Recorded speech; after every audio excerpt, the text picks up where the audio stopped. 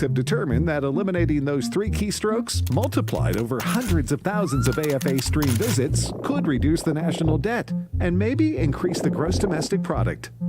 AFA Stream, formerly streaming.afa.net. Improvements to the economy are purely theoretical.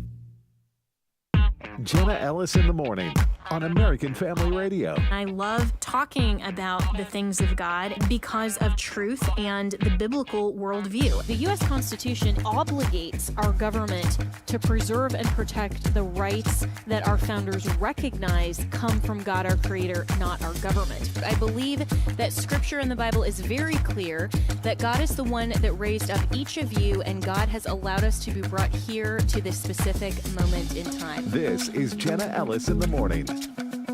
Good morning. It is Tuesday, February 11th, and things are just trucking along with Donald Trump's confirmations. And so the Senate late yesterday advanced Tulsi Gabbard out of committee. And so that set up the 30-hour debate clock, after which she will likely get a vote. And I think that she will end up getting confirmed. Susan Collins, of course, who's one of those that, unfortunately, because of the composition of the Senate and the very slim majority that Republicans have with the tie-breaking vote, Vance, and the fact they can only lose 3 senators, she at least came out and said that she will support Tulsi and also, I believe, RFK Jr., but he will probably be the last to ultimately be confirmed as probably the most contentious. It's kind of like the Senate is mirroring the U.S. Supreme Court, where they know what they're going to do, but they wait until the very end of term, like the last day possible, to release their most controversial opinions. It kind of feels like that's what the Senate is doing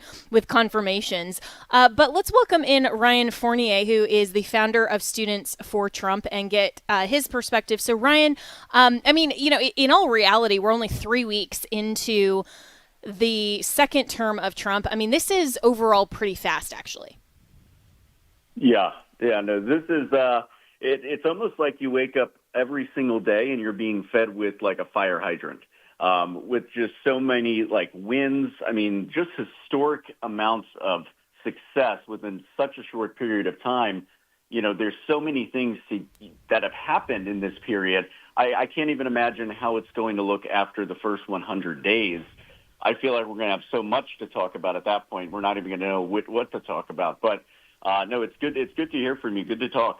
Yeah, absolutely. And you too. And I know this is the first time that we've talked on air since the inauguration. And so, you know, overall with these confirmation hearings and those who have already been confirmed, let's talk about the giant upgrades from Merrick Garland to Pam Bondi. And then, of course, from Boot Edge, you know, the chest feeder Mayor Pete to Sean Duffy, who actually is on the ground places and, you know, is very present as the transportation secretary.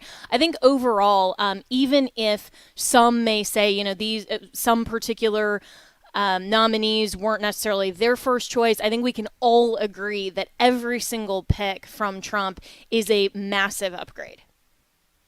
Oh, yeah, 100%. And Sean Duffy, he was just down here yesterday, I believe, in Western North Carolina, showing off the destruction of the Blue Ridge Parkway, which is, you know, major, you know, connection route between Tennessee and North Carolina, big traffic tourism route, import-export route. So that's a big, big issue. And they're saying that it's going to take, you know, probably up to 2 or 3 years and, you know, $1 billion+ to restore that. So I'm glad that he's on the ground and he's giving that information out to people so we know what to expect. We know how much it's going to cost.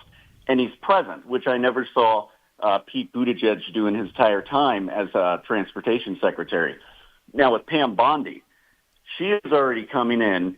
She's already getting rid of these attorneys, you know, sort of some of these prosecutors in the DOJ who've been causing problems, causing issues, especially some of the people from Jack Smith's team who decided not to leave, from what I've heard.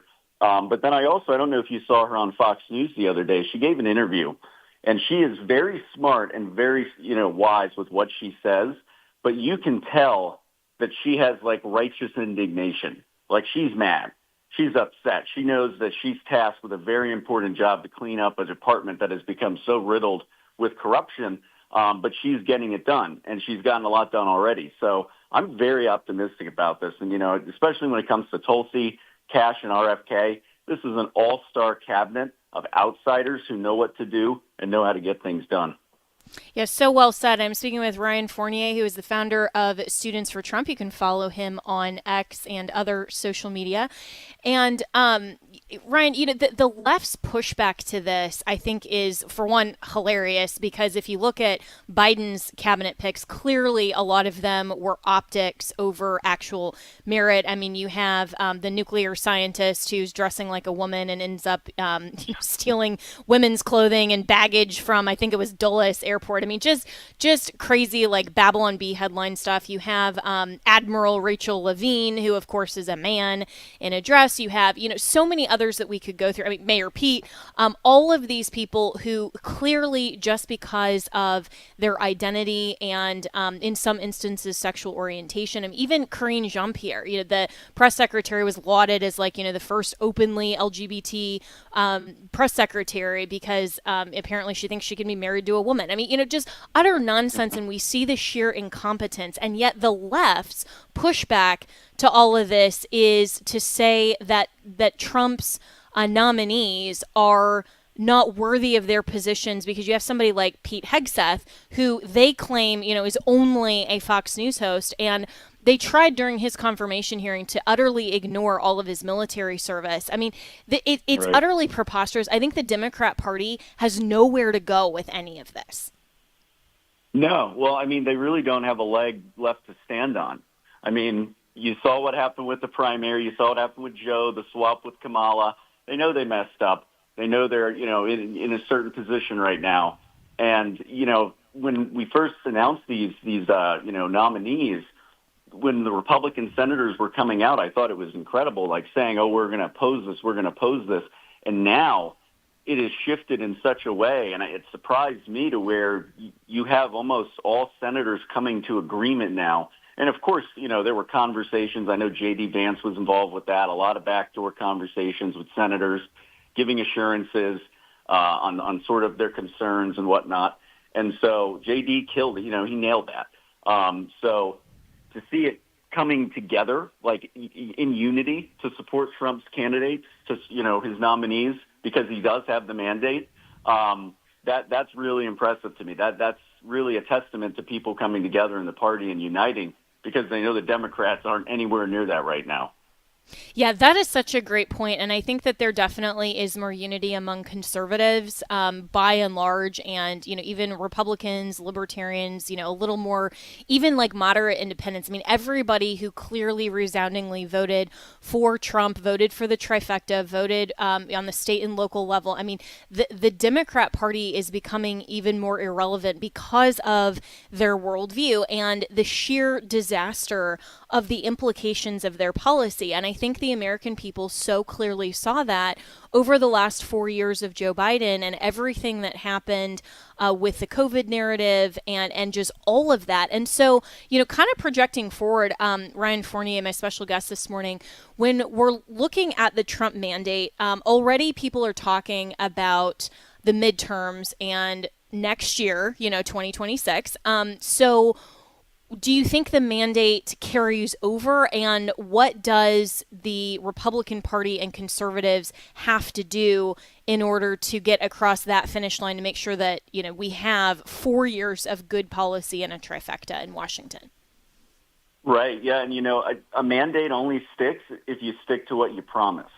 Right. So, and Trump has already accomplished so much in these first 3 weeks. Some of these big promises, no tax on tips.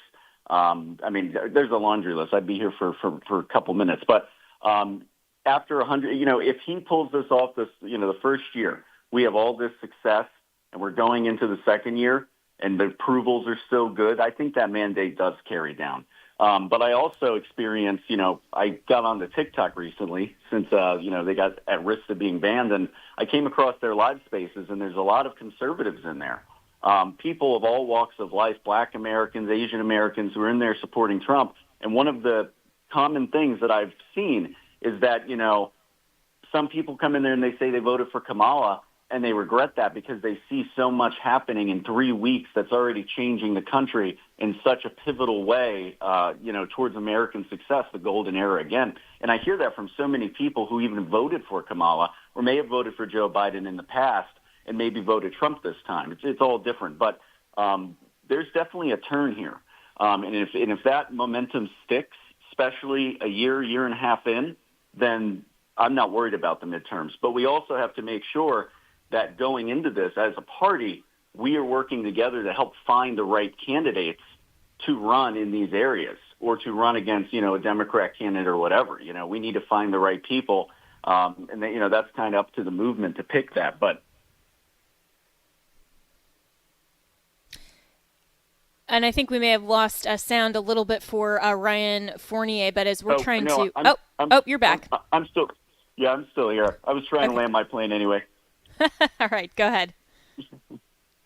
No, but it's really going to be up to us to, find these candidates, because I know there's always somebody that comes out of nowhere and, they want to run and, they may not have, the skill set or the resources, but if they're a good person and they know the policy, then it's up to us to support them, right? So we have to put the right people up in front and hopefully get them through the primary and win the general.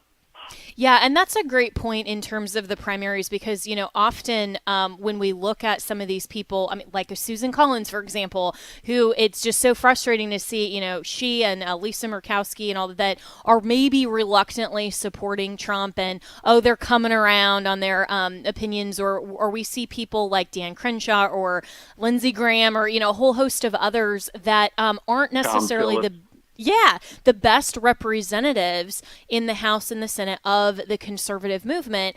And we wonder why they keep getting reelected. Well, it's often because they have so much name recognition and support that it's just a primary blowout. And so looking ahead to the primaries, which I think is a critical battleground, what in particular is, Students for Trump or TPUSA or, some of these other organizations? I know that, you're very well connected in a lot of these different movements. What are we looking at in terms of possibly getting some better conservatives in for the primary?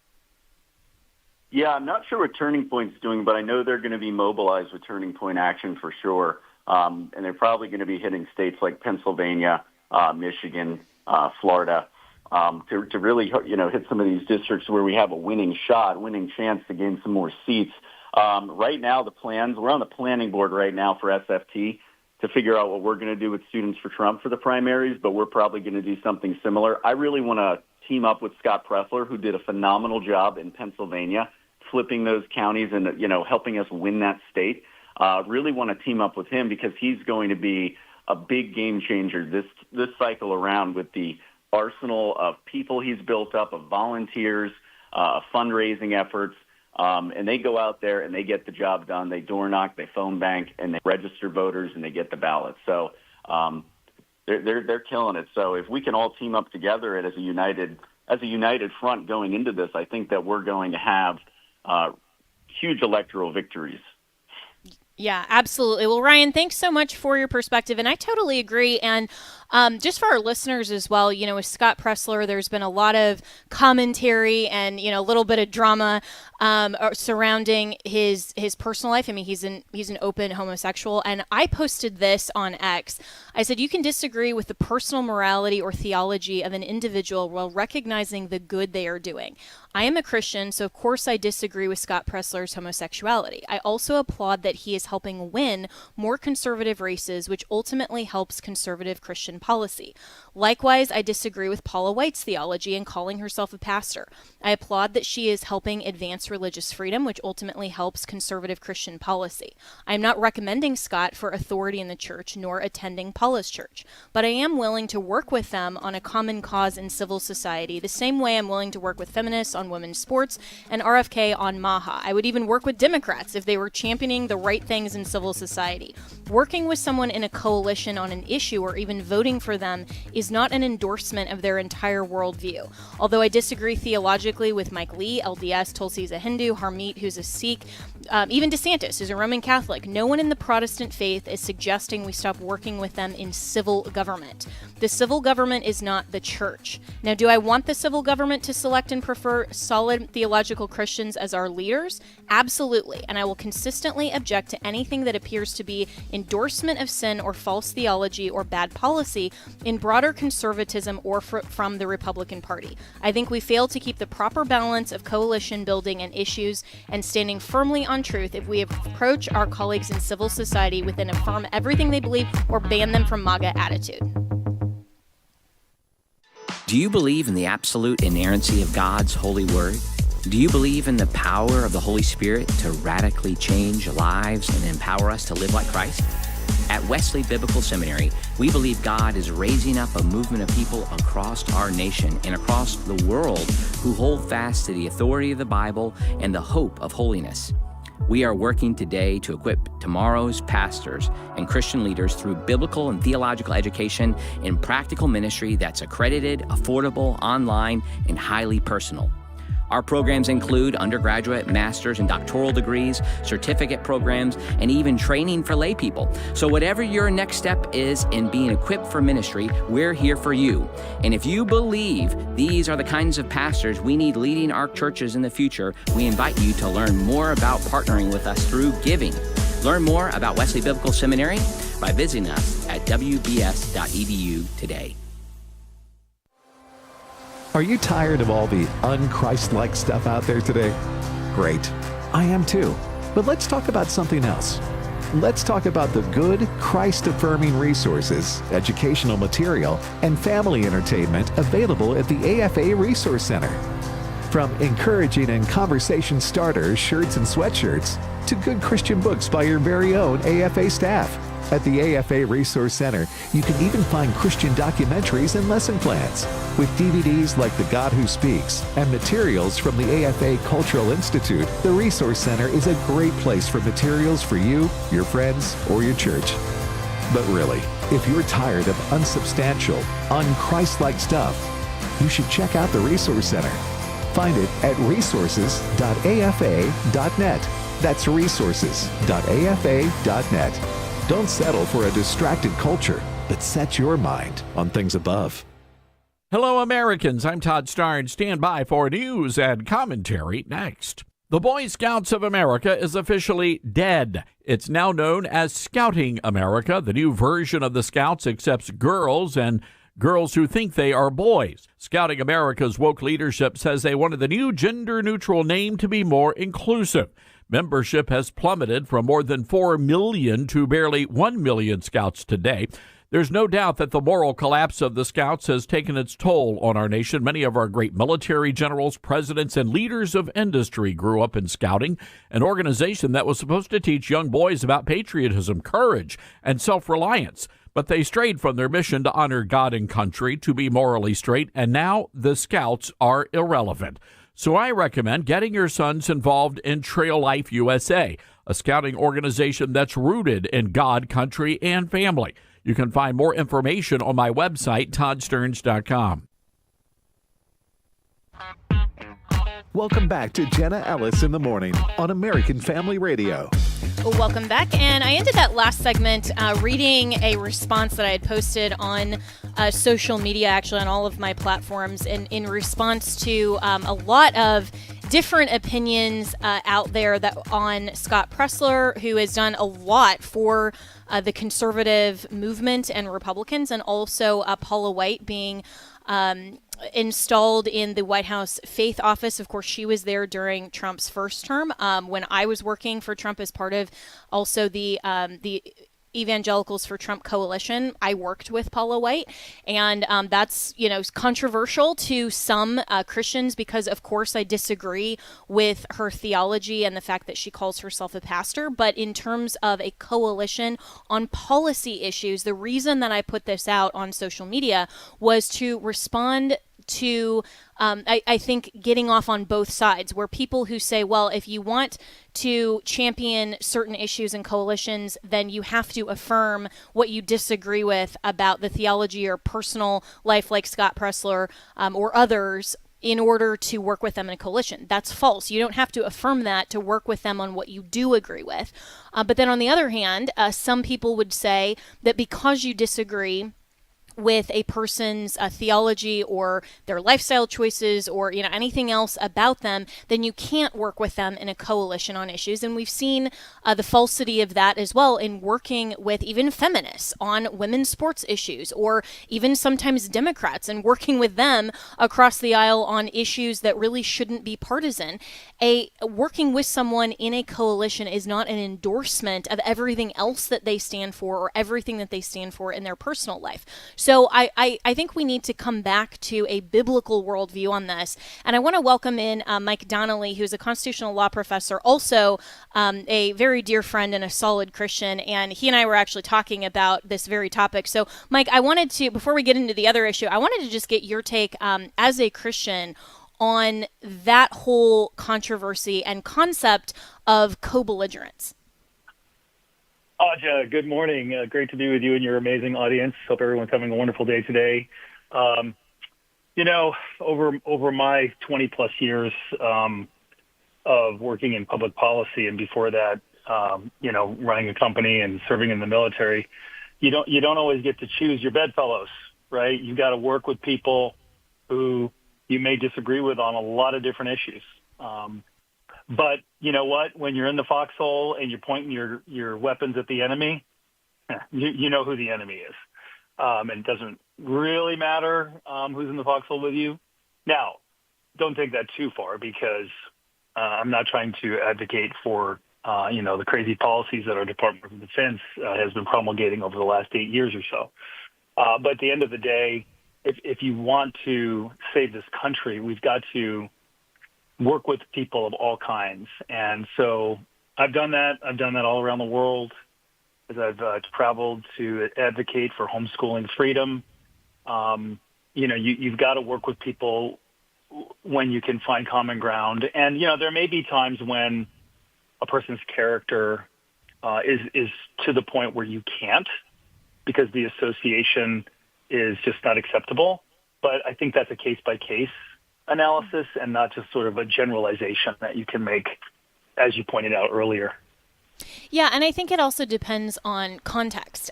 So, for example, if this were a Christian conference, or something that was advocating a parachurch kind of, ministry purpose, then there may be a different setting and a different view as to the association as a Christian versus, say, public policy, where you can get people in, all worldviews of life. I mean, even looking at our founders, they didn't all agree on everything, certainly not even theology, but they had common ground in unanimously declaring correctly that our rights come from God, our Creator, and the purpose of government is to preserve and protect those rights. Now, could we have a debate on, whether their theology was exactly correct and precise, or how we disagree with, some of the things that Jefferson believed? I mean, of course, but I think this is where we have to understand that there are two distinct institutions, three actually, but for our purposes, that God ordained. Civil government and church government are very different jurisdictional spheres and institutions, and we have to be careful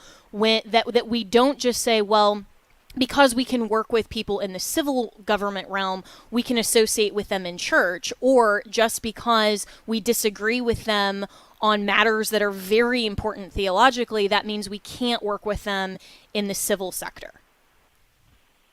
I think that's very fair, Jen. And I think, as believers, what should also motivate us is, our duty to share the gospel with people. And, we're all a bunch of sinners saved by the grace of God. And, God brings us into association with people. You mentioned Scott Pressler and other people like that. And, God brings Christians into contact with people who are in openly rebelling against God's plan for, human sexuality or relationships or, marriage or what have you. And, that's an opportunity that we have when we encounter people is to develop a relationship, not necessarily a friendship, right? But a relationship where we may have the opportunity to share the gospel with people like that. And I think that's really important too. Yeah, so well said. Well, before we run out of time, and Mike Donnelly, I really appreciate. I know you weren't planning on commenting on that topic, but I knew you would be No, precision I and was biblical not. on it. Yeah. So live radio, isn't it fun, guys? When you invite guests on, and I can't tell you how many times that's happened to me. So turnabout is fair play. But and I never did it to you though, Jenna, because I right. haven't hosted any radio shows. Yeah, well, one of those days I'll come on as a guest when I invite you to guest host, and you can have at it, and that'll be That fun. sounds But good. I like it. I'm going to hold Okay. you to that. Yeah, absolutely he will. And for those listening, Mike and I go way back, so I know he'll hold me to that. But I want to get your comments also on Trump's executive orders, the power of the executive with Article 2, and the fact that some of these ridiculous judges are going outside of the bounds of the Constitution, and they are basically saying that it's unconstitutional for Trump to run his own executive branch. And this is what Stephen Miller said about unelected bureaucrats running the country in terms of the Treasury and that injunction that a federal judge put on it, which is so ridiculous. This is what he had to say Monday on Fox. That ruling is an assault on the very idea of democracy itself. What we continue to see here is the idea that rogue bureaucrats who are elected by no one, who answer to no one, this unelected shadow force that is running our government and running our country. So, Mike, I think Stephen Miller is spot on, and this is insane when you think about the judiciary basically gatekeeping the executive from simply doing his job. I really like Stephen Miller. I've really been impressed as I've watched him, and I appreciate the work he's doing. And he's right. Article 3 judges have no authority to tell the executive branch how to run the executive branch, period. Now, if there was a congressional law that required certain things, we can get into the weeds and look at it. But what I'm seeing right now are Democrat-appointed judges who are just reacting and asserting political authority, not judicial authority. The one that just drives me crazy is this one out of, I think it was New York, where this Obama-appointed judge issued an ex parte order prohibiting Treasury, people from outside the Treasury or special appointed government employees and DOJ staff from accessing Treasury records, which is absurd. The President of the United States is the chief executive. He runs the executive branch. Scott Bessent is the Treasury Secretary, and he gets to decide who accesses Treasury records. And no judge anywhere gets to say otherwise. I hope that the Trump administration will just ignore them. I've been seeing some news stories where the judges are saying, hey, the Trump administration isn't following my order. Yeah, your order is unconstitutional, and eventually, if it gets appealed up to the Supreme Court, will be adjudicated as such. I really think that Donald Trump had a life-defining moment when that bullet missed him. Mm-hmm. And he's alive because of God's miraculous intervention, in my opinion, and he realizes his time is short and he has got a very narrow window in which to do really big things to help save our country. And so I'm excited about what I'm seeing him do with all of his executive orders and what he has empowered the DOJ team to do by exposing the fraud and the abuse and the corruption that we all knew existed and now is on full display. So I hope that the Trump administration will just continue on, do what they think is right. And, eventually when it reaches the Supreme Court, we'll see what's right. Yeah, and I couldn't agree more. And I wish that the resolution to this wasn't even waiting until the Supreme Court overturned this, which they should. And I have hope, at least because of the conservative coalition, perhaps, on the Supreme Court, that they'll do that, because you're absolutely right that they're answering a policy question. This judge is answering the policy question, not the constitutional question. The constitutional question is, can the executive do this? Do they have the power, whether or not anybody agrees with it or not? And if the answer to that is yes, they can, then the legal question ends there. But they're answering the should question of whether or not this is a good idea in this judge's framework or mindset. That's a policy and political question that they have absolutely no authority over. So I wish that when judges go out so far outside of Article 3 actual authority and their own subject matter jurisdiction, that the House would impeach them. And I know that, the Senate, likely we're not going to get to the 2/3 majority actually needed to remove them. But if judges actually had to come in and have a trial and defend some of these things, maybe they would think differently. Do you think that we may potentially see the political will to actually use the check and balance on the judiciary that's given by our founders to the House? If the president of the United States can be impeached for a phone call, I don't see why judges can't be impeached for ex parte orders that are totally outside the bounds of the Article 3 case and controversy authority that they have. Yeah, I hope so. I mean, I don't know. I mean, Jim Jordan's the judiciary chair. I mean, anyone can file articles of impeachment. Is there a representative out there who's willing to file articles of impeachment against this judge in New York? I mean, when a judge has gone so far outside the bounds of their Article 3 authority such that it is to the detriment of justice, right, and the public good, and those are words that the House Judiciary Committee's report accused Nixon of.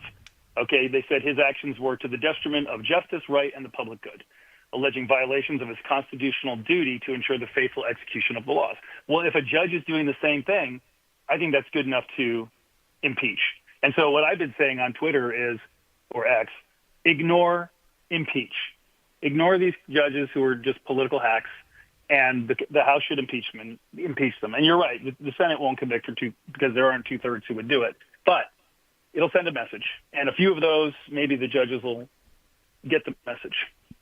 Yeah, and impeachment of federal judges, just so that everyone is aware, it's rare, but it actually has occurred. And as of 2024, in our nation's history, only 15 federal judges have been impeached, and I think about 8 were convicted and removed by the Senate. So, I mean, unlike the presidency, that no president who's been impeached has actually been convicted and removed, 8 federal judges have been. So, I mean, there is clear precedent. This is exactly why the founders gave the power of impeachment to remove people, not for political partisan purposes, but if they're actually going outside the scope of their legitimate authority. So the House, in my view, needs to do that. But the other thing that you mentioned, Mike Donnelly, who is a constitutional law professor, you can follow him at Donnelly Speaks on X. I'd encourage you to do that. You mentioned, ignore. And this is something that is being debated widely on social media right now. When it's so clear that it's an unconstitutional order, the DOJ and the Trump administration is fighting back against this. But in the meantime, what legal grounding do they have to just say, this is unconstitutional, you're binding the executive when you don't have the power to do that, so we're just going to ignore you until the court rules in our favor? I think the President of the United States has the authority to interpret the Constitution. Now, the Supreme Court, has said, no, we get to say what the Constitution says. I think it's gone a little bit too far. And I think that would be an interesting issue to try to push up to the Supreme Court of the United States to get them to clarify some of their holdings that they've had over the last 30 years. Justice Anthony Kennedy, who is now off the court, is responsible for some of those. In particular, a case called Bernie v. Flores back in, I think it was 1997, regarding the Religious Freedom Restoration Act, where the Justice Kennedy and 4 other justices said, no, the Supreme Court is the final arbiter as to what the Constitution says. I don't think that's right. I think that other branches of government have the authority and a duty and obligation to interpret the Constitution. And so in this case, I think the president can look at a clearly unconstitutional order. Just like in the Army, when I was in the Army, I had an obligation to interpret orders and assess whether an order was a lawful order. Just like in this case, I think the president can assess the judge's ex parte order in particular, this one out of New York, and there's a few other ones, and determine whether he believes it's unconstitutional. And if it clearly is, he should ignore it. And, that is a great interpretation. And I think there are clear examples of, as you just mentioned, but also, the whole idea of Chevron deference that has now gotten overturned by the Supreme Court, but the whole idea that the executive agencies could interpret congressional rules and the law in their own way. And the court even had to give deference to their interpretation. that's just the law that Congress passes. This isn't ultimately the Constitution. And when all executive authority is given to the president by virtue of Article 2, it makes sense that he would have to interpret it to understand what his limitations are.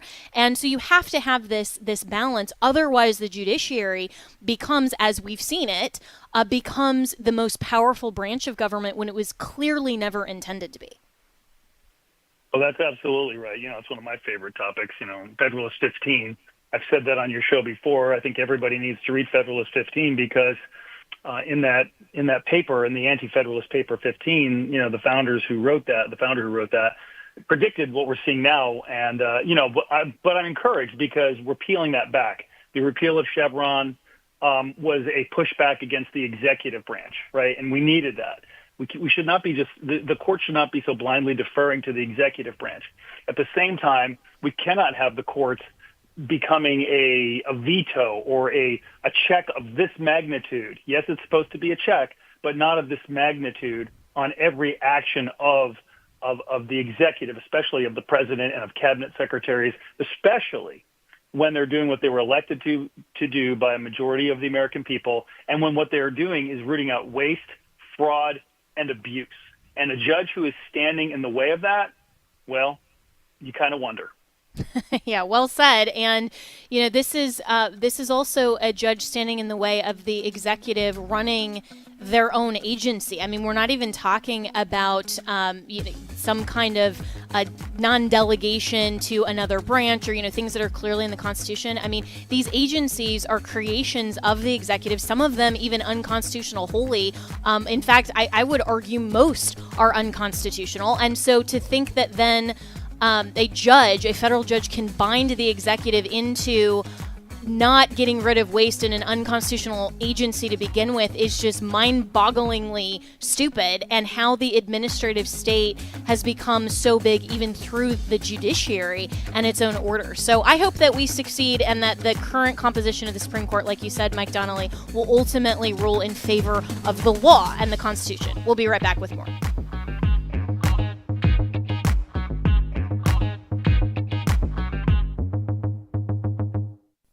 The Awakening with Bishop E.W. Jackson. We have not been made the greatest nation in the history of mankind by denigrating God. We have become the greatest nation on earth because we are a nation that acknowledged Almighty God to be the source of our values, our rights, our liberties, and that therefore we are accountable to Him. The Awakening on the podcast page at afr.net. We're going to dig a little deeper into the verse we started with, Matthew 6:24 and a few others. We cannot serve God and money. That generosity is a key piece of this as well. I think about what Ron Blue, the author, says often, and that is that giving actually loosens the grip that money can have over our lives. Faith and Finance with Rob West, weekdays at 9 a.m. Central or on the AFR app. He who walks with wise men will be wise, but the companion of fools will be destroyed. My name is Abraham Hamilton III, and this is the Hamilton Minute. The American Enterprise Institute conducted an empirical study to understand the decline of religious faith in America. They concluded the data seem to show the main driver of secularization in the United States is government spending on education and control over the curricular content taught in schools. Why? Because children learn more at school than reading, writing, and arithmetic.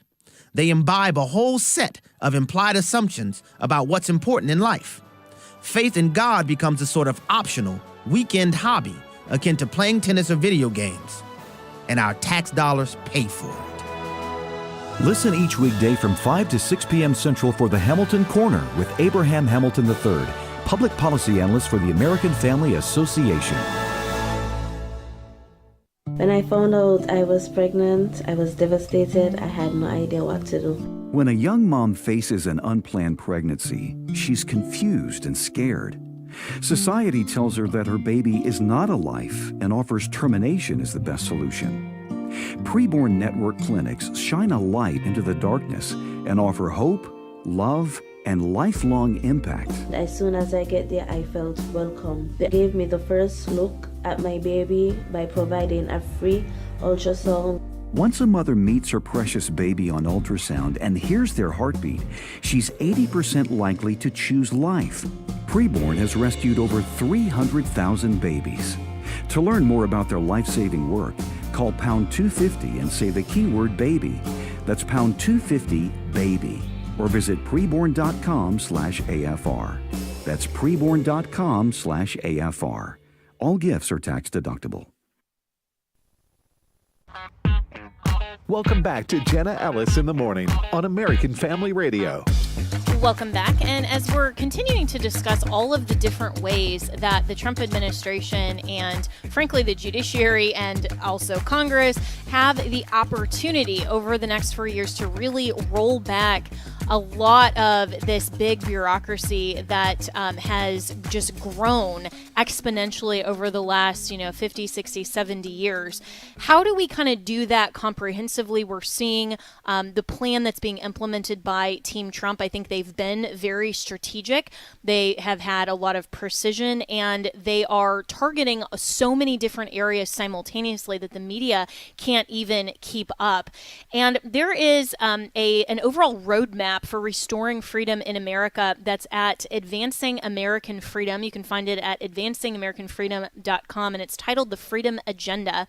And Paul Teller, who is the Executive Vice President for Advancing American Freedom, joins me now, and he's also going to join me on the on-demand podcast on Friday. So this is kind of just a little bit of a preview about the deep dive that we're going to do into some of these areas of policy and what Trump and the Republican trifecta can actually do. So, Paul, good morning, and kind of give us an overall taste of this freedom agenda. Good morning. Thanks so much for having me. I really appreciate it. Always great to be with you. And and thanks for queuing it up just that way. I mean, I think what we've been trying to do with the freedom agenda is, as you described it perfectly, create a roadmap to restoring freedom in America. And you may say, like, well, what's the big deal? Well, think about how much freedom we've lost just over the last 4 years under Biden and Harris. And so we basically got together a variety of different voices in the conservative movement across the spectrum. In other words, it wasn't all people that kind of agreed with each other.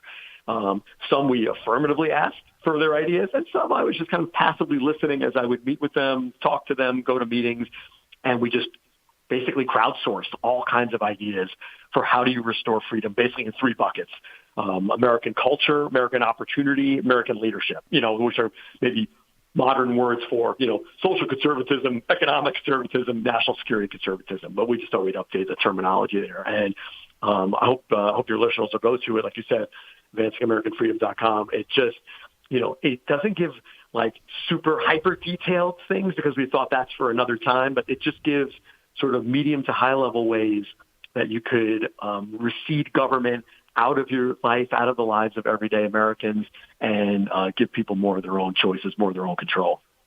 And I love this, Paul Teller, because you're absolutely right that a lot of this is about removing bad policy, removing intrusion of government into everyday American lives, removing things like how high income tax is. I mean, just, removing all of this. And so often, even Republicans are champions of adding more of the red tape or adding more rules or laws or regulations or this kind of thing. But I think the real opportunity, if we can just encapsulate it into one idea, is to get rid of as much as we possibly can in the next 4 years. And that, I think, is why DOGE has been so significant and such a focal point already of the Trump administration and what they've been able to map of some of this just astronomically outrageous spending. Yeah, and again, you nailed it right on the head. It's perfect because what's so exciting about the DOGE and just the overall, Office of Management and Budget, OMB under Russ Vought, and just other folks there in the White House, the Trump inner circle, what's so exciting is that they're finally doing what Republicans have been saying they've wanted to do for decades. I've been privileged to be working in national politics for 30-something years.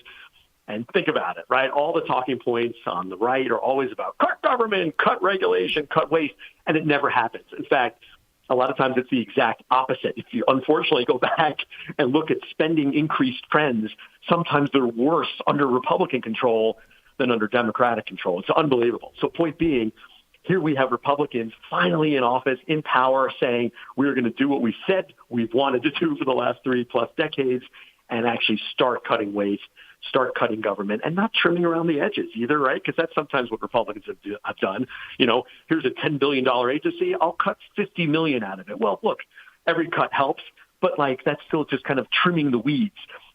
Doge is saying, no, we are ripping the weeds out. We are putting fertilizer down so the weeds never grow back, and we are going to grow only the most green, beautiful grass that needs to grow. So it's really inspiring, really fantastic, and we've been working with them already just with different spending cut ideas and different ways they can go about it. So it's just really exciting.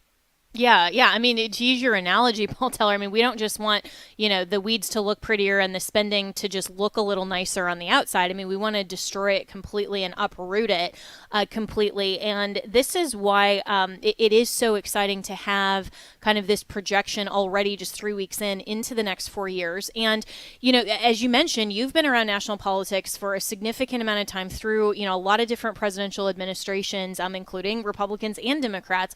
But I think there's also a significant distinction and difference in just the mindset and the approach and the strategy between Trump first term and Trump 2.0. What do you see as the distinction in terms of this specific agenda?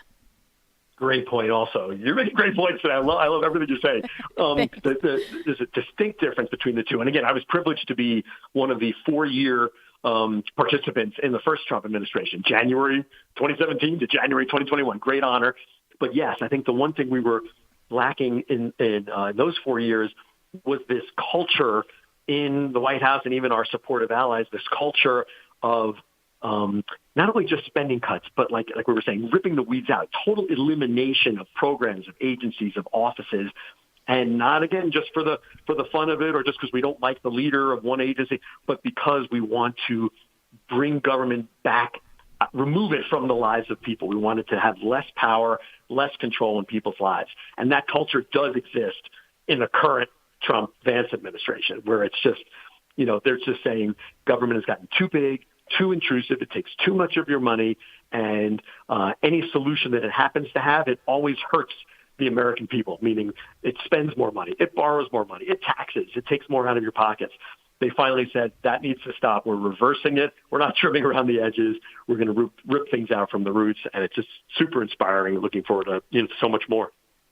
Absolutely. And I'm speaking with Paul Teller, who's the Executive Vice President of Advancing American Freedom. And you can find this whole agenda at advancingamericanfreedom.com and /freedom agenda. But, you can also click on any of those tabs there. And you can also follow Paul. He is actually on X now at P Teller. I'd encourage you to do that. I know, finally. We've all been waiting, so some longer than others. But looking at this whole agenda here and the 3 categories, and I know we'll go a little deeper on Friday, so for listeners, go to afr.net. You can click on the tab for podcasts and then click on demand, and this episode with Paul Teller is going to drop on Friday, and so looking forward to that. But these 3 buckets of American culture, American opportunity, and American leadership, I think even just those titles kind of resonate with this generation, or maybe the new MAGA movement or the America First movement, however you want to describe it. But interestingly, I think culture has been one of the focal points of MAGA overall, even with just the memeability of Trump, his ability to speak so frankly to the American people. Him being on X and Twitter, which in his first term, that was so unprecedented for a president to just speak directly to the American people. What do you see as a conservative and also Christian that really we have an opportunity for in the culture today? Well, you're exactly right. And it's not a coincidence that we led in the freedom agenda with culture. That's the first section. That was deliberate. We thought about what really is top of mind, what is driving American politics today. And sure, of course, the economic issues will always be important. That's a constant. But it seems like where the heart is these days of politics, of the conservative movement, is in the culture realm, whether it's, keeping men out of women's sports, whether it's just allowing, a baker to say, I don't want to bake that cake because it offends who that cake is. It offends me who that cake is going to. Things like that. Basic kind of cultural things, parental control of education.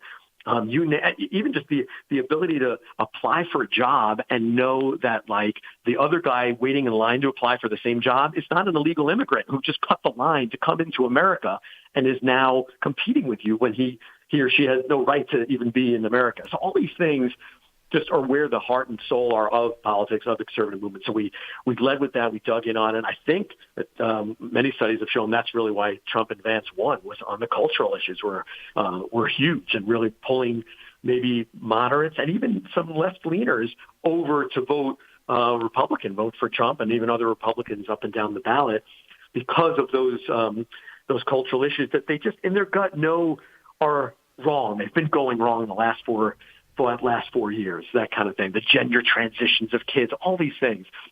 And so we're excited that the current administration has already dug in on it. The Republicans in Congress are digging in on it, and, conservative friends like us on the outside are pushing and helping as much as we can. So just look forward to more successes there.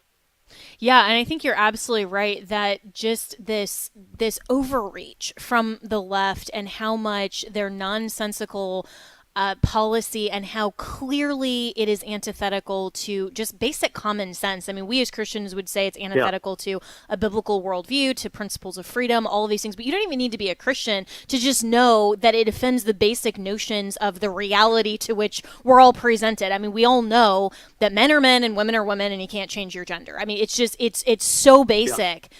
That it's absurd that the left has been trying to push this. And I think that, like they always do, they overplayed their hand.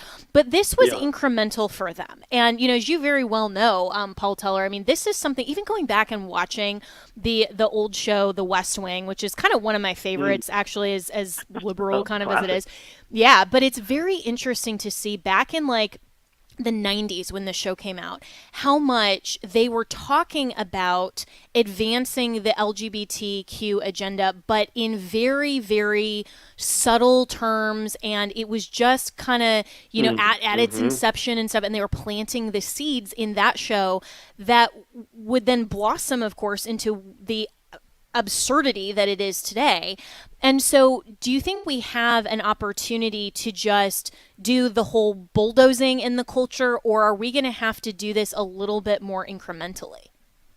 That's a good point. And I think maybe the jury is still out on exactly that, on the exact answer. But I think what we probably could all agree on is for some of these things that are so extreme, I don't know if we have time to do incrementalism, right? When you're talking about, hormones and surgeries on like 8-year-olds who are just suddenly thinking they're maybe the other gender just because, like, a girl is a little bit of a tomboy, or, guy happens to like, on a soft rock or something, and to do these horrible, like, mostly irreversible things to children.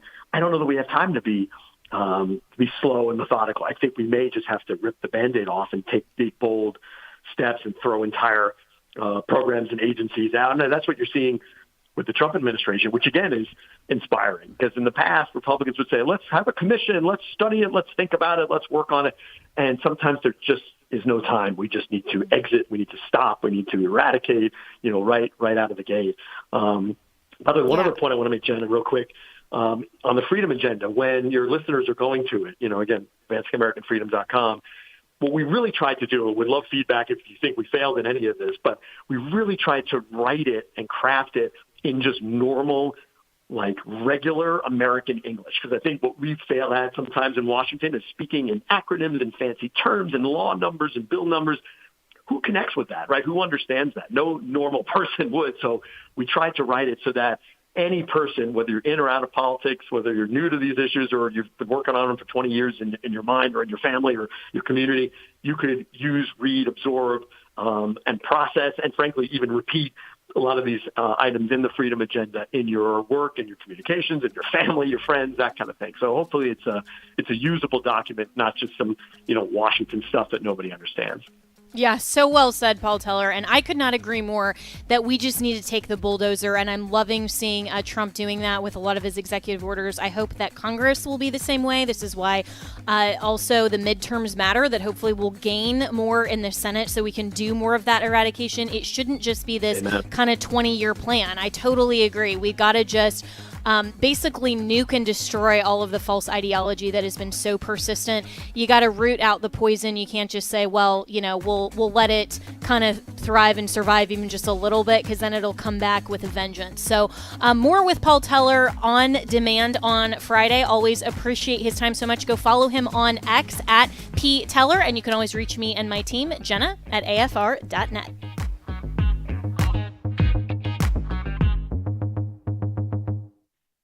The views and opinions expressed in this broadcast